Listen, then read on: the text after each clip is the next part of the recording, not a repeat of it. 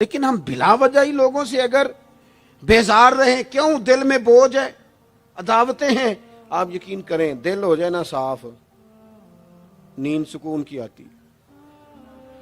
دنیا میں سب سے زیادہ مطمئن وہ بندہ ہے اللہ نے جہاں رکھا ہے وہاں راضی ہے۔ چلو ایک بات بتاؤ مجھے، ہم جس قبیلے میں پیدا ہوتے ہیں وہ قبیلہ ہماری مرضی کا ہوتا ہے کہ رب کی مرضی کا؟ جلدی جلدی بتاؤ، اتنی دیر نہ کرو، کس کی مرضی ہوتی ہے؟ تو پھر جو قبیلہ اللہ نے میرے اور آپ کے لیے پسند کیا ہم کیوں نہیں پسند کرتے؟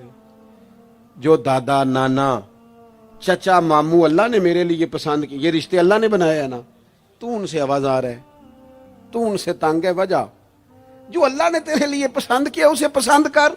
حضرت ابراہیم ابن ادم رحمت اللہ علیہ ایک دفعہ مریدوں کے بیچ بیٹھے تھے، تو آپ فرمانے لگے دنیا میں جو کچھ ہو رہا ہے میری مرضی سے ہو رہا ہے۔ بعض بندے پریشان بھی ہو جاتے ہیں جلدی کہ اتنا بڑا دعویٰ کر دیا ہے، تو آپ ہنس پڑے، فرمانے لگے اگلی بات بھی سن لو پھر کوئی تبصرہ کرنا۔ فرمانے لگے جو کچھ ہو رہا ہے میری مرضی سے ہو رہا ہے، کیونکہ میری وہی مرضی ہے جو میرے رب کی مرضی ہے۔ میں نے اپنی مرضی اپنے رب کی مرضی میں فنا کر دی۔ اب میری مرضی کوئی نہیں، سانو قید سجن دا گہنا ہے، او جینج رکھے ایسا اونج رہنا ہے۔ ہم نے چھوڑ دی اپنی مرضی، اپنا ہے ہی کچھ نہیں۔ ہم نے نہ کبھی قطرے پہ غور کیا اور نہ دریا دیکھا، بس جہاں تیری جھلک دیکھی وہیں ڈوب گئے۔ چھوڑ دو یہ اس نے یہ کیوں کر دیا؟ وہ خواجہ نظام الدین صاحب محبوب الہی رحمت اللہ علیہ کے ایک مرید نے ایک دفعہ آ کے کہا حضور بڑی ہو گئی درگزر فقیری درویشی بڑی ہو گئی، اب جو میرے رستے میں کانٹے بچھائے گا میں بھی اس کے رستے میں بچھاؤں گا۔ وہ بڑے غصے سے بول رہا تھا، فقیر فقیر ہوتے ہیں۔ خواجہ صاحب ہنس پڑے، فرمانے لگے پتر تو زیادہ ہی ناراض ہو گیا ہے۔ کہنے لگا نہیں حضور، ہمیں کچھ کرنا نہیں آتا، ہمیں بھی سارا ہی پتہ ہے، سٹ تے پکھڑا کوار گندل اسی اور بھی بوٹیاں جاننے ہاں، ہمیں بھی سارا ہی پتہ ہے، نمٹ نہیں لینا سویرے۔ جو ہمارے رستے میں کانٹے بچھائے گا سویرے اس کی گلی میں بھی بچھے ہوں گے۔ تو حضرت محبوب الہی فرمانے لگے پتر آدھے رستے میں تیری ضد میں وہ کانٹے بچھا دے گا اور آدھے میں تو اس کی ضد میں بچھا دے گا، تو پھر تو جو عام راہگیر ہوں گے ان کے بھی پیر زخمی ہوں گے۔ تو تمہاری لڑائی میں تو مخلوق پریشان ہو گئی۔ عرض کی حضور یہ تو آپ نے ٹھیک کہا ہے۔ فرمانے لگے اگر چاہتے ہو نا دنیا کانٹوں سے نہ بھرے اور لوگوں کو تکلیف نہ ہو تو ایک دوسرے سے تکلیف چھوڑ دو۔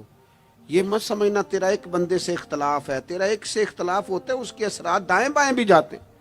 حضور پھر کیا کروں؟ فرمایا اسے بچھانے دے، وہ بچھاتا جائے تو اٹھاتا جا، تو اٹھاتا جا۔ ویسے بھی جو کام ساری دنیا کر رہی ہوتی ہے وہ تو سارے کر ہی رہے ہوتے ہیں، کوئی ذرا ہٹ کے بھی کرنا چاہیے۔ جتن جتن تے ہر کوئی کھیڈے، جتن جتن تے ہر کوئی کھیڈے، تو ہارن کھیڈ فقیرا، جتن دا مل کوڈی پیندا ہی ہارن دا مل ہیرا۔ کبھی بندہ ہارے بھی اپنے دل سے بوجھ اتار دے، نفرت کو دور کر دے۔ عداوت دشمنی اگر کسی وقت رکھنی ہے تو اللہ رسول کے دشمن سے۔ اشداء علی الکفار، اپنوں کے لیے کیا ہے، خوش عقیدہ کے لیے کیا ہے، رحماء بینہم۔ میرے عزیز ترمذی میں حدیث ہے، اپنی بات کو حوالہ دے کے مضبوط کر دوں، ترمذی میں حدیث ہے، نبی پاک علیہ الصلوۃ والسلام نے حضرت انس بن مالک سے فرمایا تھا، اے انس، اے میرے بیٹے، تم سے ہو سکے تو صبح اس حال میں کرنا کہ تمہارے دل میں کسی کا بغض نہ ہو۔ اور اگلے لفظ حدیث کے یہ ہیں، حضور فرمانے لگے یہ میری سنت ہے، یہ میرا طریقہ ہے، اپنے دلوں کو عداوتوں سے پاک کریں۔ اور پانچویں بات، اور بس اسی کے آگے پیچھے میں نے اپنی بات کو سمیٹ دینا ہے، میرا مضمون مکمل ہو گیا۔ حضور کی ایک بہت بڑی سنت، نبی پاک علیہ السلام کی ایک بہت بڑی ادا، وہ پتہ کیا ہے؟ وہ ہے دوسروں کا احساس کرنا، دوسروں کے بارے میں سوچنا، دوسروں کا خیال کرنا۔ میں ابھی آ رہا تھا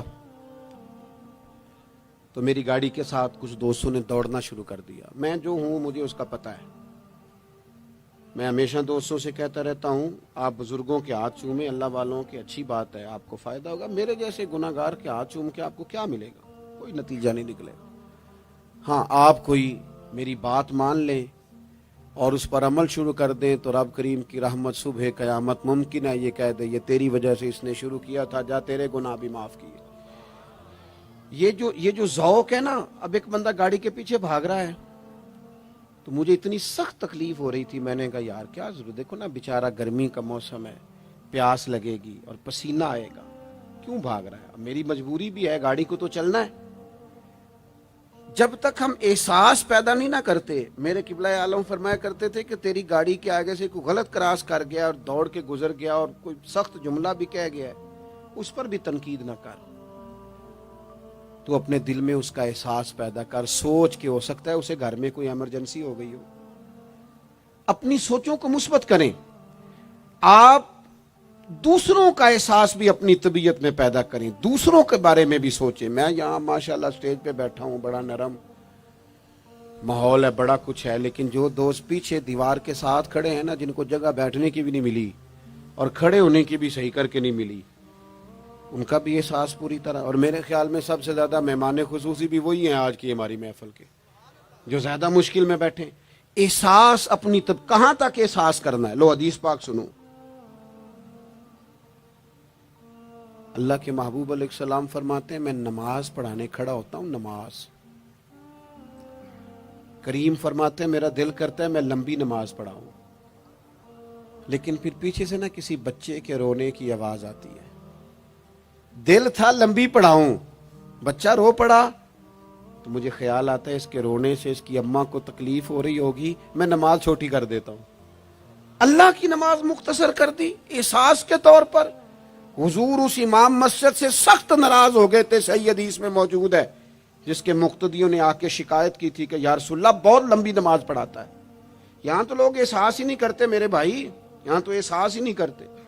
یہاں تو میں آیا ہوں نا رات کے 1 بجے محفل میں، تو میری طرح کے لوگ تہاڈا ذوق ہی نہیں، تسی سبحان اللہ ہی نہیں آندے، تسی ہاتھ ہی نہیں کھڑے کر دے. او بھائی تو نہیں آیا ہے، تو ٹر جانا ہے اپنا سارا سمیٹ کے پیسے گنا کے.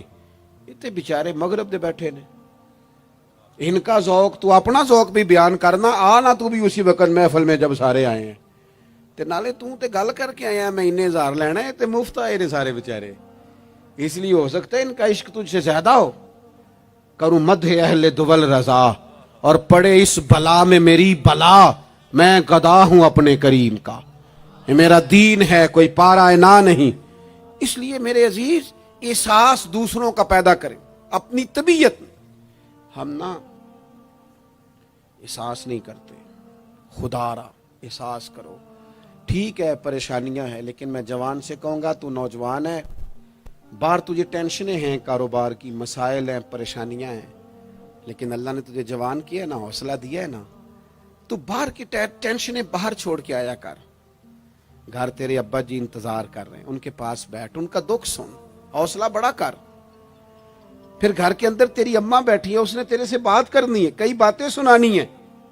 تیرا بیٹا ہے وہ دوڑ کے آیا ابا ابا کہتے، اور تو کہتا لے جا میری طبیعت نہیں ٹھیک.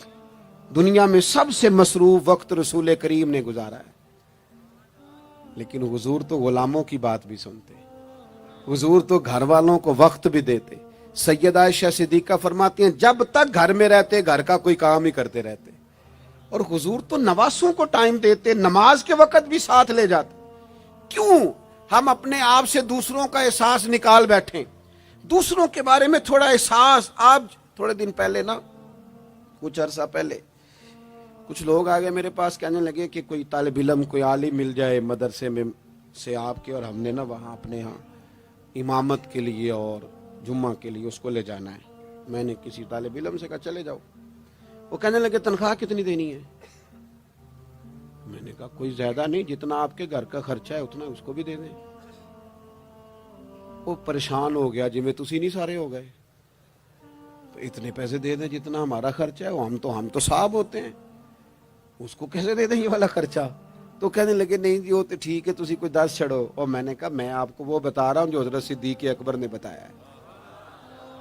آپ کی تنخواہ کتنی لگائیں؟ کہا درمیانے مہاجر کا جتنا خرچہ ہے نا اتنا میرا بھی لگا دو. حضور گزارا نہ ہوا، فرمایا میں لوگوں کی تنخواہیں بڑھا دوں گا، جہاں سب کا گزارا ہوگا ابو بکر کا بھی ہو جائے گا. یہ کیا بات ہوئی کہ تو تیرا گزارا نہیں ہوتا تو مزدور کا کیسے ہوتا ہے؟ غریب آدمی کا احساس جب تک تجھے دوسروں کا پیدا نہیں ہوتا تو حضور کے اسوہ حسنہ تک نہیں پہنچ سکتا.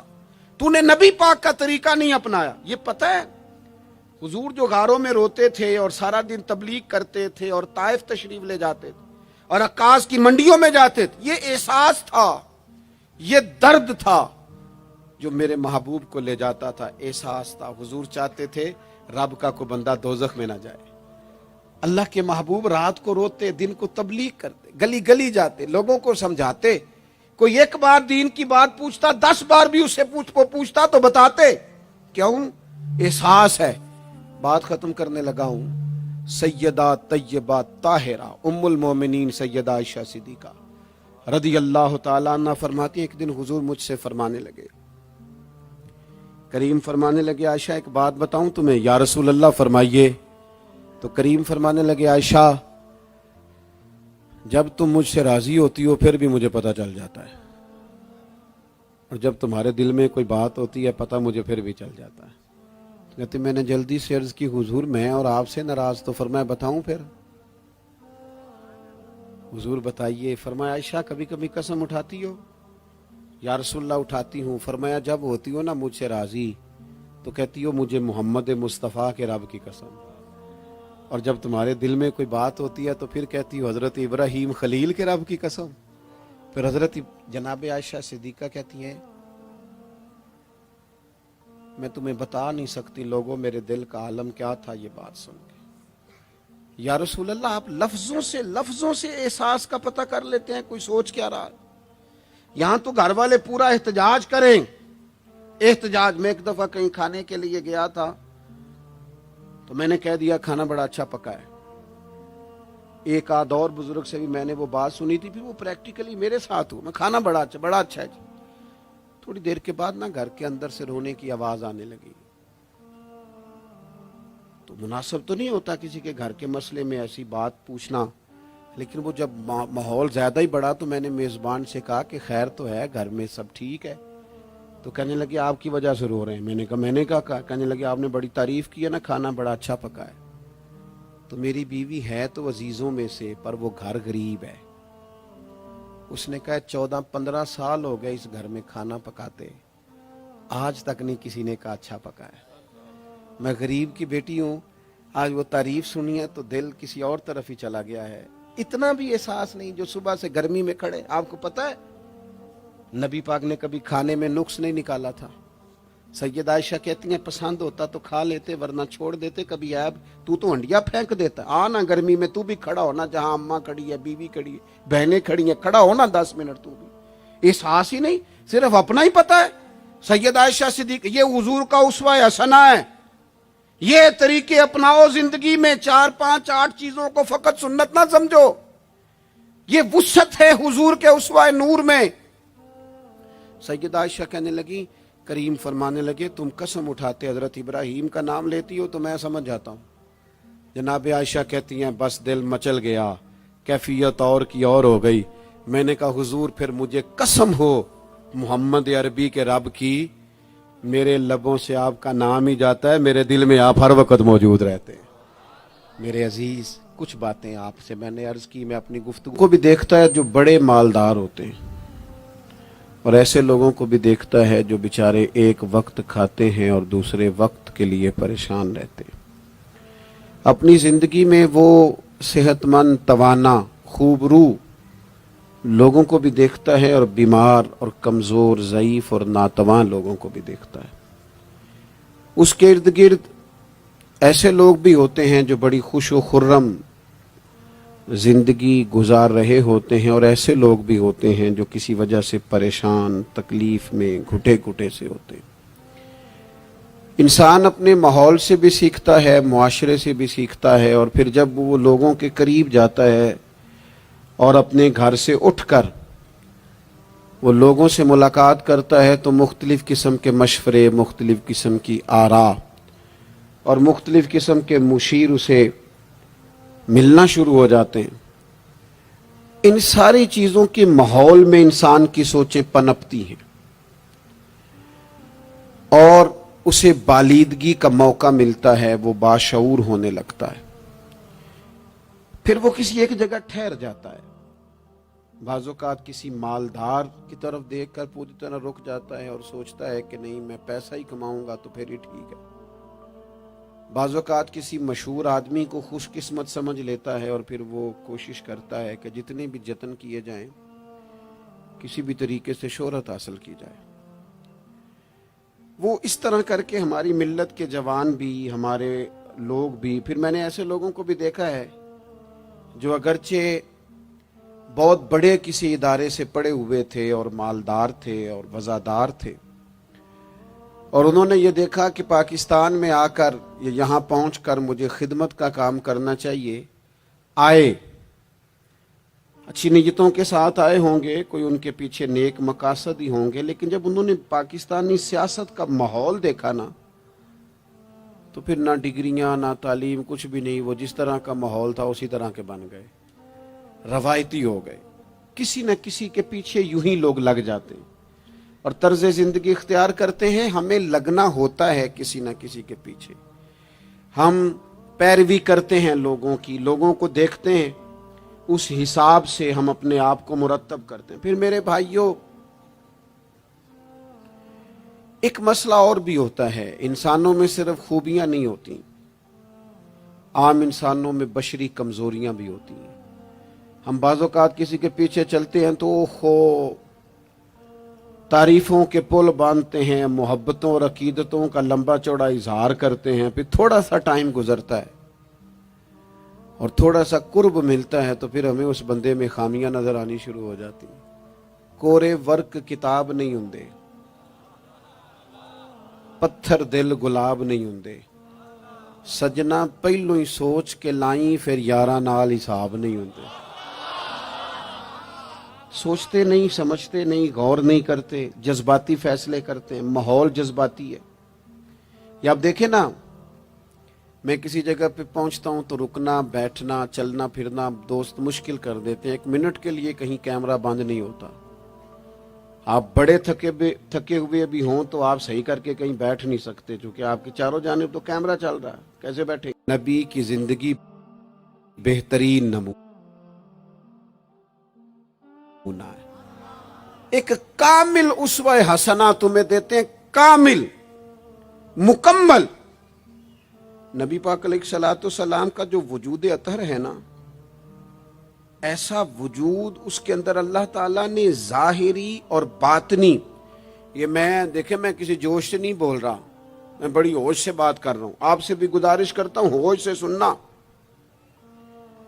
یہ بات میں درجنوں اور بیسیوں کتب کا نچوڑ آپ کے سامنے رکھ رہا ہوں۔ اللہ تعالیٰ نے نبی پاک علیہ الصلوۃ والسلام کے اندر ظاہری باطنی ساری خوبیاں بھر کے اپنے محبوب کو دنیا میں مبعوث فرمایا ہے، نہیں کھلا دیے، وہ جس راہ چل دیے ہیں کوچے بسا دیے۔ بعض لوگ ناراض نہ ہونا مجھ سے، بعض لوگ ہنستے ہیں، سونا نہیں ہنستے، ہنستے ہیں پر سونا۔ سیدہ طیبہ طاہرہ حضرت عائشہ صدیقہ فرماتی ہیں حضور مسکراتے تھے لیکن اس مسکرانے میں بھی عجیب وزاداری تھی، ہنستے تھے کھل کھلا کے نہیں ہنستے تھے، اس میں کہا نہیں لگتا تھا، آوازیں نہیں پیدا ہوتی تھی، یعنی سونا ہنس بھی جاتے تھے لیکن اس کے اندر بھی عجیب لطافت تھی۔ وہ کیسا ہنسنا تھا؟ صحابہ فرماتے ہیں حضور ہنستے، مقدس دانتوں میں سوراخ تھا، زیر لب مسکراتے، اور وہ جو حضور کے مقدس دانتوں میں مقدس سوراخ تھا نا، جب حضور ہنستے اس سے نور نکلتا اور مسجد نبی کی دیواریں بھی روشن ہو جاتی۔ یعنی ایسا نہیں ہنسنا جس طرح کوئی میری طرح کا آدمی ہنستا ہے تو لوٹ پوٹ ہو جاتا ہے اور اس ہنسنے کے اندر کئی دفعہ وزاداری قائم نہیں رہتی، کئی دفعہ اس کے اندر وہ وقار قائم نہیں رہتا۔ حضور ہنستے تو تبسم کرتے، یعنی ہنس بھی رہے ہیں تو ہنسنا بھی بڑا ہی باکمال ہے۔ اور میرے اعلیٰ حضرت تو کہتے ہیں بس وہ ہنس پڑتے تھے پھر جو عمر بھر کے رو رہے ہوتے تھے نا وہ حضور کا ہنسنا دیکھ کے ہنس پڑتے تھے. گویا نا جہاں جہاں خزاں ہوتی تھی بہار آ جاتی تھی, جہاں جہاں دکھ ہوتے تھے سکھ آ جاتے تھے, جہاں جہاں بھی کوئی کمزوری ہوتی تھی خدا کہتے ہیں جس کی تسکین سے روتے ہوئے ہنس پڑے اس تبسم کی عادت پہ لاکھوں سلام. ایک تو ان کا ہنسنا بڑا با کمال تھا, اور پھر یہ تھا کہ ان کا رونا بھی بڑا با کمال تھا, بڑا با کمال. یعنی وہ کبھی رو پڑے اور کبھی کریم کی آنکھوں میں آنسو آ جائیں, اور کبھی ان کے چہرے پر افسردگی آ جائے تو یوں لگتا تھا کہ پھولوں نے کھلنا چھوڑ دیا ہے, کلیاں اپنی جگہ سے ہٹ گئی ہیں. سمندر نے کہا نہیں اب شور نہیں کرنا. یوں لگتا تھا کہ تتلیاں اپنی جگہوں پہ بیٹھ گئیں. جب وہ کبھی روتے تھے تو یوں محسوس ہوتا تھا کہ جیسے چاند کہتا ہے کہ نہیں اب میں نے نہیں کھل کے چمکنا, محبوب تو رو پڑے. اور کبھی کریم روئے, آنکھوں میں آنسو آئے تو ان کے رونے میں حسن اتنا تھا, کمال اتنا تھا کہ جبریل امین آئے اور آ کے عرض گزار ہوئے, یا رسول اللہ سارے بھید جاننے والا رب پوچھتا ہے کریم سے پوچھو نا, محبوب سے پوچھو نا روئے کیوں ہیں, یہ رو پڑے ہیں کیوں روئے ہیں, سارے بھید جاننے والے مالک کیوں روئے. تو محبوب فرمانے لگے جبریل امت کا قیامت کا حساب, قیامت کی گرمی, اللہ تعالیٰ کا کرسی عدالت میں اپنی شان کے لائق جلوہ فروز ہونا, امت کی کمزوریاں, سستیاں, غفلتیں, ان کو یاد کر کے رو پڑا ہوں. غم امت نے نڈھال کر دیا ہے. حضرت جبریل بارگاہ ایزوی سے پیغام لائے, محبوب کریم صلی اللہ تعالی علیہ وآلہ وسلم نے حضور روئے. تو جب جبریل امین یہ پیغام لے کے لوٹتے ہیں تو رب کریم نے کیا فرمایا؟ آپ کی توجہ ہے میری بات پر؟ مالک کریم نے کیا فرمایا؟ وہ آیت نازل ہوئی جس کے بارے میں امام زین العابدین رضی اللہ تعالیٰ عنہ فرماتے ہیں قرآن میں سب سے امید والی آیت یہ ہے. روئے حضور اور جناب جبریل پوچھ کر واپس گئے تو رب کریم نے فرمایا جا کے میرے محبوب سے فرما دیں وَلَسَوْفَ يُؤْتِيكَ رَبُّكَ فَتَرْضَىٰ, محبوب رب آپ کو اتنا دے گا کہ آپ اپنے رب سے راضی ہو جائیں گے. محبوب آپ کو راضی کریں گے, نہ روئیں, آپ کو راضی کریں گے آپ. اور حضور کیا فرماتے ہیں؟ فرمایا جب تک میرا ایک امتی بھی دوزخ میں کوئی نہیں راضی ہوتا. اللہ کیا جہنم اب بھی نہ سرد ہوگا؟ رو رو کے مصطفیٰ نے دریا بہا دیے. حضور کا ہنسنا بھی با کمال, رو دینا بھی با کمال.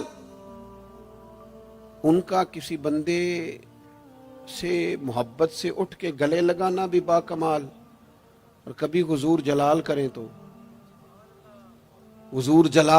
تو محبوب فرمانے لگے میں نے دعا مانگی ہے, اے اللہ اگر میں کسی کو جھڑک دوں تو اتنا ثواب دینا جتنا تو فرض نماز کا ثواب دیتا ہے. یہاں یہ بھی ہر زاویے سے, ہر نگاہ سے. میں کیا آپ کو عرض کروں, ہم نے نہ کبھی سیرت بیان کی میری طرح کے لوگوں نے, نہ قوم اس طرح سے سیرت کو پڑھتی ہے. سیرت نبوی کا ایک ایک پہلو کبھی کھولا جائے. یہ جو زمانے میں بے چینی پائی جاتی ہے نا, بے قراری پائی جاتی ہے, اور ذہنی انتشار ہے, اور فکری الجھاؤ ہے, اور ٹوٹتی بکھرتی سوچیں, یہ ساری ختم ہو جائیں. ایسا ٹھہراؤ نصیب ہو, جینے کا بھی مزہ آئے اور مرنے کا بھی مزہ آئے. اگر حضور کی سیرت مقدسہ کو سمجھا جائے تو محبوب کی زندگی ہر طرح سے کامل ہے, مکمل ہے, اکمل ہے. آپ کہیں بھی اور جائیں گے. یہ آج کل موٹیویشنل اسپیکرز کا دور ہے. ہمارے بچے جدید پڑھے لکھے, وہ کہتے ہیں میں فلاں موٹیویشنل اسپیکر کے پاس جاتا ہوں. جائیں آپ. بہت سارے لوگ ایسے ہیں انہیں کہیں تو وہ باز نہیں آتے, وہ تجربہ کر کے باز آتے ہیں. اور بالخصوص نئی نسل جو ہوتی ہے وہ بزرگوں کے تجربوں سے فائدہ نہیں اٹھاتی, وہ اپنے الگ سے تجربے کرنا چاہتی. اس کا بھی بڑا خطرناک نتیجہ برآمد ہوتا ہے. تو کوئی بندہ بھی جو آپ کو موٹیویٹ کرتا ہے نا کتاب و سنت کے بغیر, کوئی بھی آپ کو موٹیویٹ کر رہا ہے، وہ کیا کچھ کہہ رہا ہے، کیا کر رہا ہے، وہ کبھی بھی آپ کو تعلیم صحیح نہیں دے سکتا۔ کیوں؟ اس لیے کہ جو تعلیم وحی الہی کے بغیر ہوتی ہے وہ ناقص ہوتی ہے۔ انبیاء کی تعلیم وحی الہی کے ساتھ، لہذا اگر کوئی آدمی آپ کو موٹیویٹ کرتا ہے کتاب و سنت کے ساتھ، وہ آپ کو درست سمت لے کے جائے گا، ورنہ تو ہر آدمی آپ کو الجھا دے گا۔ میرے بھائی، نبی پاک کا اسوہ حسنہ، ہمارے ہاں لوگوں نے سنت شریعت سمجھ کس کو لیا ہے؟ ہمارے ہاں لوگوں نے سنت شریعت سمجھا ہے صرف پگڑی باندھ لی، بہت عظیم سنت ہے امامہ باندھنا۔ بعض لوگوں کا خیال ہے صرف داڑھی رکھنا، داڑھی بہت عظیم سنت، بہت عظیم سنت، انبیاء کرام کی پسند ہے۔ اور آپ کو پتہ ہے اللہ تعالیٰ نے عورتوں کو داڑھی دی ہی نہیں، یہ مرد کا زیور ہے۔ ہاں یہ مردانہ کام ہے، داڑھی مرد کا زیور ہے۔ اور پھر یہ آپ کے جسم کا حصہ ہے، داڑھی کا وزن کوئی نہیں ہوتا۔ پوچھ لیں جنہوں نے بڑی رکھی ہے، بے شک ان سے بھی پوچھ لیں، یہ وجود کا حصہ ہے، اس کا کوئی وزن، کوئی پریشانی۔ اور ایک اور بات نوجوانوں آپ سے کہہ دوں چلتے چلتے، بغیر داڑھی کے آپ سونے لگ رہے ہوں تو لوگ کہیں گے پیارے لگ رہے ہو، اچھے لگ رہے ہو، خوبصورت لگ رہے ہو۔ اور داڑھی کے ساتھ اگر کسی کو پیارے لگو نا تو جو تعریف کرے گا وہ تو تعریف ہی بڑی روحانی قسم کی ہے، وجدانی۔ یعنی آپ داڑھی کے ساتھ اچھے لگیں تو لوگ کہتے ہیں کتنا نورانی چہرہ ہے۔ اب دیکھو اس تعریف کے پیچھے جو جملوں کی ترتیب ہے اس میں حسن کتنا، داڑھی، امامہ، سفید لباس، اور پھر یہ کہ مسواک کرنا بڑی اعلیٰ سنت ہے، میٹھا کھانا بڑی اعلیٰ سنت ہے۔ لیکن یہی 4-5 سنتیں نہیں میرے بھائی حضور کی، یہ بہت بڑا مسئلہ ہے۔ بعض لوگ سمجھ فلاں جی سنت شریعت پہ عمل کرتا ہے، کیا کرتا ہے کہ داڑھی پگڑی والا ہے، وہ خدا کے بندے یہ عظیم سنت ہے، کون اس کا انکار کر رہا ہے؟ لیکن نبی پاک کا تو اسوہ حسنہ ہے، اس کے پیچھے تو پوری زندگی ہے۔ ادھر دیکھو میرے، اچھا پھر ایک اور بات، بعض لوگ سمجھتے ہیں میٹھا بولنا صرف سنت ہے اور اخلاق کی علامت ہے، صرف میٹھا بولنا۔ آپ نے ناراض نہیں ہونا، میٹھا تو بعض بندے اپنے مطلب کے لیے بھی بولتے ہیں، وہ کام نکلوانے کے لیے بڑا میٹھا میٹھا بول رہے ہوتے ہیں۔ اور سنو میرے بھائی، صرف میٹھا بولنا ہی سنت نہیں، ہمیشہ سچ بولنا سنت ہے، ہمیشہ صحیح بات کرنا، دیانتدار رہنا۔ تو سمجھتا ہے 4-5-6-8 چیزیں ہی سنت ہیں؟ او خدا کے بندے، نبی پاک کی جو ادا سب سے پہلے دنیا کے سامنے آئی اور حضور کی جس ادا سے، سنت سے لوگوں کو سب سے پہلے واقفیت ہوئی، شور نہیں پڑ جاتا کسی چیز کا دنیا میں، معاشرے میں فلاں بندہ یہ کرتا ہے، فلاں ایک بندے کا ایک چیز تعارف بن جاتی ہے۔ تعارف، کوئی چیز لوگوں کے وجود کے ساتھ، نام کے ساتھ سابقہ لاحقہ بن جاتی ہے۔ جو چیز سب سے پہلے جس سے لوگوں نے میرے نبی پاک کا تعارف کیا اور لیا، ادھر دیکھو نوجوانوں میری طرف، جس چیز سے سب سے پہلے حضور کی جس ادا سے لوگ واقف ہوئے تھے وہ تو صادق اور امین ہونا ہے۔ سب سے پہلے لوگ واقف ہوئے تھے کہ ہمیشہ سچ بولتے ہیں، ہمیشہ سچ۔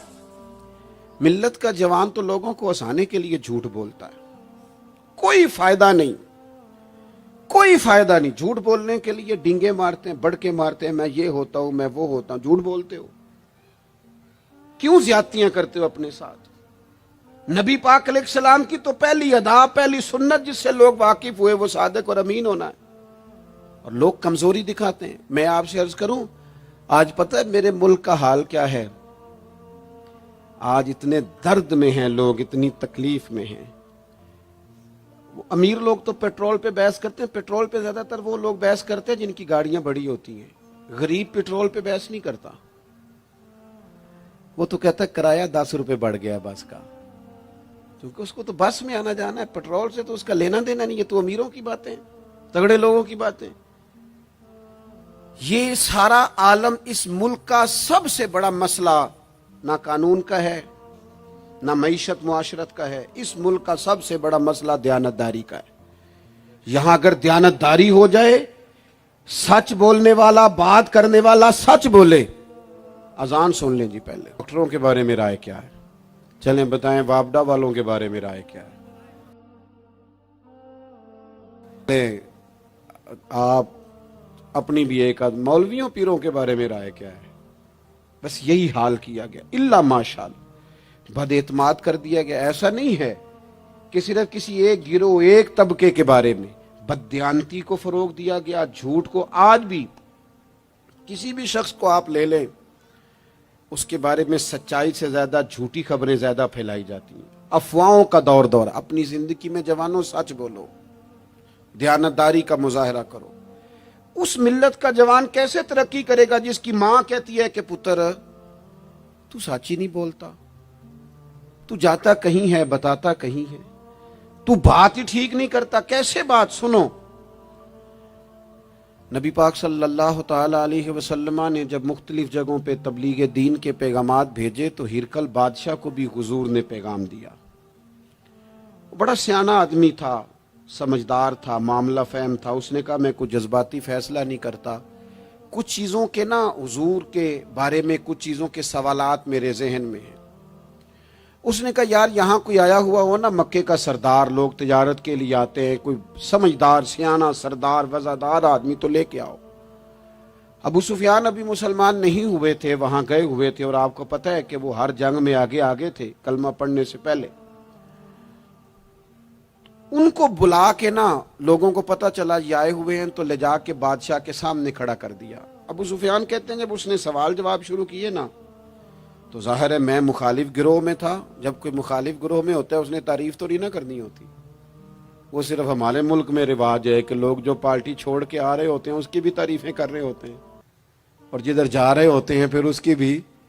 اللہ جانے کیسے اپنے دل کو سمجھاتے ہیں، ضمیر کو مطمئن کرتے ہیں، اللہ ماشاءاللہ۔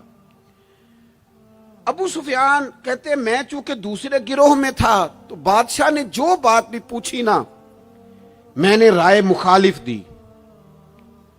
جو بھی پوچھا کہ وہ محبوب علیہ السلام جو دعوی نبوت کرتے ہیں، ان کا کلمہ پڑھنے والے امیر ہیں، غریب ہیں، بات کیا ہے، جنگیں ہوئی ہیں تو نتیجہ، ایک طویل گفتگو ہے۔ ابو سفیان کہتے ہیں آخر میں بادشاہ نے ایک سوال پوچھا، یہ جوان زیادہ غور کریں گے، سوال پوچھا۔ ابو سفیان کہتے ہیں مجھ سے کہنے لگا وہ جس کریم محبوب علیہ السلام نے دعوی نبوت کیا ہے، کیا کبھی انہوں نے جھوٹ بھی بولا ہے؟ ابو سفیان کہتے ہیں میں چپ کر گیا۔ ایک منٹ کے لیے میرے دل میں خیال آیا معاذ اللہ کہہ دوں بولا ہے، پھر میں نے سوچا یہ تو عرب کی وزاداری کے خلاف ہے کہ میں جھوٹ بولوں۔ اور پھر ابو سفیان کہتے ہیں میرے دل کے کونے سے آواز آئی میں کوئی اور بات کروں گا تو شاید کوئی تھوڑی دیر کے لیے سوچے، اور اللہ کے رسول نے جھوٹ بولا یہ تو مانے گا ہی کوئی نہیں، یہ تو مخالف نہیں مانیں گے، کافر مشرک نہیں مانیں گے۔ بادشاہ کہنے لگا سوچتے کیا ہو، بتاؤ کیا کبھی انہوں نے جھوٹ بولا ہے؟ تو ابو سفیان کہتے میرے ہاتھ میں چھڑی تھی، میں نے اٹھا کے دوبارہ زمین پہ رکھی۔ میں نے کہا بادشاہ وہ رشتے میں میرے بھتیجے لگتے ہیں، میری ان سے مخالفت ہے، میں ان کے مقابل فوجیں تک لے کے آتا ہوں، وہ ہمارے بتوں کو برا کہتے ہیں، رائے کا اختلاف اپنی جگہ پر، لیکن وہ میرے سامنے پیدا ہوئے میرے بھتیجے ہیں، میں نے انہیں ماں کی گود میں بھی دیکھا ہے، دادا کے کندھوں پہ بھی دیکھا ہے، سیدہ خدیجہ کا دولہا بنے بھی دیکھا ہے، میں نے ان کی گود میں ان کی بیٹیوں کو کھیلتے بھی دیکھا ہے۔ اختلاف اور مخالفت اپنی جگہ پر وہ کریم میرے سامنے پیدا ہوئے اور ان کے مقدس بال میری آنکھوں کے سامنے سفید ہوئے، ان کی زبان سے جو بھی نکلتا ہے حق اور سچ ہی نکلتا ہے۔ وہ اسیر دشمن کی چاہ میں بھی، مخالفوں کی نگاہ میں بھی وہ امی ہے، صادق ہے، معتبر ہے، میرا پیغمبر عظیم تر ہے، کبھی زبان سے جھوٹ نہیں نکلا۔ اللہ آپ کو جزا دے۔ سنیں جی، کچھ خطیب بغیر نعروں کے بھی تقریر کر لیتے ہیں یار، اونچی سبحان اللہ کے بغیر بھی کام چل جائے گا انشاءاللہ۔ آپ خالی سنتے جائیں نہ بھی سبحان اللہ کہیں پھر بھی گزارا، اثر کرے نہ کرے سن تو لے میری فریاد، اور نہیں ہے داد کا طالب یہ بندہ آزاد۔ میرے عزیز نبی پاک علیہ الصلوۃ والسلام نے سچ بولا۔ ابو سفیان کہتے ہیں ان کی زبان سے سوائے حق سچ کے کبھی کچھ نکلا؟ کریں نا تھوڑی پابندی ہم بھی سچ کی، کریں نا۔ اچھا ہم بولتے ہیں سچ، بہت سارے لوگ سچ بولتے ہیں، लेकिन वो दूसरों के बारे में बोलते हैं, अपने बारे में नहीं बोलते। उसने इतना झूठ बोला, उसने इतनी करप्शन की, फलाने ने ये करे, दूसरों के बारे में बोल रहा है। अपने बारे में सच बोल, अपने बारे में तू बता, तूने क्या क्या क्या क्या किया है, ना इधर उधर की तू बात कर, बता के काफिला क्यों लुटा। मुझे राहजनों से गरज नहीं, तेरी राहबरी का सवाल है, तू कहां था, अपनी बात बता। अबू सुफियान कहते हैं जब मैंने बादशाह को ये बात बताई ना, उसने चादर कंधे पे रखी और वो जाने लगा। तो मैंने कहा यार तूने इतनी बातें पूछी, मैंने इतने जवाब दिए, कोई नतीजा, बात का कोई रिजल्ट भी निकलता है ना, कोई एंड भी होता है, कोई नतीजा बता। तो कहते हैं बड़े तहम्मुल से, बुर्दबारी से बादशाह हंस पड़ा, हंस के कहने लगा नतीजा तो निकल आया। कहा क्या नतीजा निकला? तो कहने लगा यार जिस बंदे ने कभी बंदों से झूठ नहीं बोला, वो ये वाला झूठ क्यों बोलेगा कि मैं अल्लाह का रसूल बन के आया हूं। जो बोलते ही सच हैं, तो फिर गोया वो कह रहा था मान लो कि ये भी वो सच ही बोलते हैं कि मैं अल्लाह का रसूल बन के आया। एक तो हुजूर की इस अहम अदा को अपनाओ। आपको पता है किसी बाप ने किसी मजबूरी से कभी कहा होगा अपने बेटे को, चले 2 मिनट के लिए मान लेते हैं, कोई मजबूरी होगी, उसने चले फर्ज किया किसी मजबूरी के तहत उसने कहा था अपने बेटे को कि बाहर जो बंदा आया उसे कह दो कि मैं घर में नहीं। चले मान लिया 2 मिनट के लिए तेरी मजबूरी थी, लेकिन मैं जिम्मेदारी से कहता हूं तूने एक दफा अपने पुत्र से कहा था ना झूठ बोल दे मैं घर नहीं, फिर तू सारी जिंदगी मिन्नत करेगा वो तेरे साथ भी सच नहीं बोलेगा। इतनी बड़ी बीमारी है, ये घर तोड़ती है, घर, ये कबीले तोड़ती है, रिश्तों को कमजोर। क्यों झूठ बोलते हो रिश्ता करते वक्त कि बच्चा ये कमाता है ये कमाता, क्यों झूठ बोलते हो? साफ सुथरी 2 टोक बात करो। इतना बड़ा रिश्ता मियां बीवी का जो अल्लाह की निशानियों में से निशानियां झूठ पर कायम करते हो। बेटी के वालिदैन भी अल्लाह माशाल्लाह झूठ बोलते हैं, ये दे देंगे ये दे देंगे, बाद में कहते हैं लड़के वाले लालच करते हैं। आपने पहले लालच खुद पैदा किया, क्यों कहानियां सुनाई? इतना अहम रिश्ता जिसकी बुनियाद पर सारा घर चलना था, वो रिश्ता बद एतमादी पर कायम है। जब एक दूसरे पर एतमाद ही नहीं है तो सुकून कैसे आएगा? अपनी जिंदगी में सच लाओ। दौलत लाने से ज्यादा जरूरी सच लाना है। घर में महंगी चीजें लाने से बेहतर है अपने घर में सच ले आओ, दयानतदारी ले आओ, घर भी बच जाएगा, कबीला भी बच जाएगा। जिम्मेदारी से कहता हूं सच बोलो, दयानतदार हो जाओ, मुल्क भी बच जाएगा। इस उम्मत का भलाई इस काम में है, ये हुजूर का उसवा हसना है। और तीसरी बात,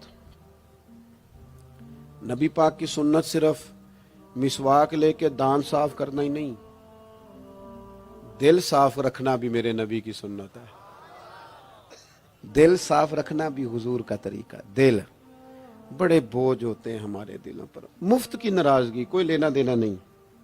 वो जी फलाने बंदे ने ना जी अपनी बच्ची की शादी की या बच्चे की शादी की, रिश्तेदार ने मुझे पूछा नहीं। भाई आपको क्यों पूछते, आप क्या हैं?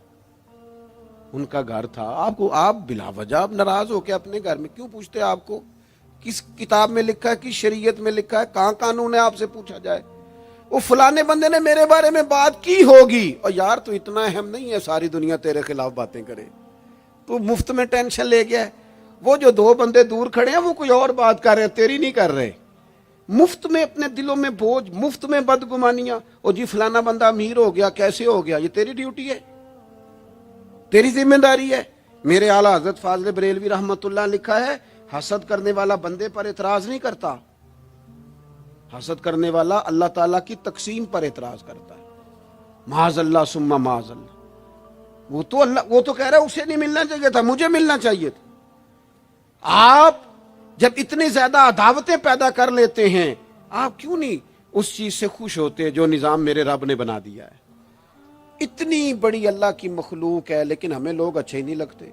जिससे पूछ लो वो नाराज ही है, हर बंदा किसी न किसी से नाराज है, शिकवे कर रहा है। वो छोड़ दे यार, मैं किसी शख्स से बेजार नहीं हो सकता, एक जर्रा भी तो बेकार नहीं हो सकता। जिसे अल्लाह ने बनाया है वो बेकार है। मैं बदअकीदा बद मजहब की बात नहीं कर रहा। वो फिर दोहराता हूं, एक तो हुजूर की जिंदगी कामिल है, मुकम्मल है, उसे पढ़ो।